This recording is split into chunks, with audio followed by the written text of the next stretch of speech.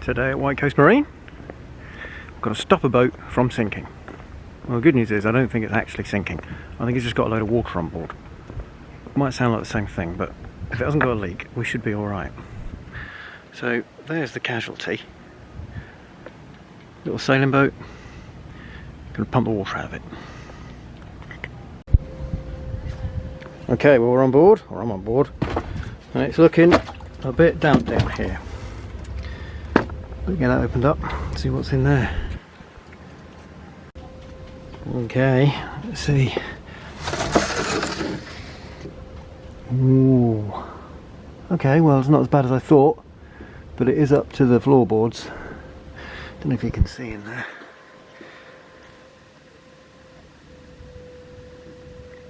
It's looking pretty wet. So we'll put the pump in, see what we can do. Quite wet. Pump's in. Batteries are flat, otherwise it's got a bilge pump sitting there. I suppose we could have just put some power on the battery and that would be alright. But there you go, we've got the pump in. Going to turn it on. See how we go. Pump's in and running. Hose over the side.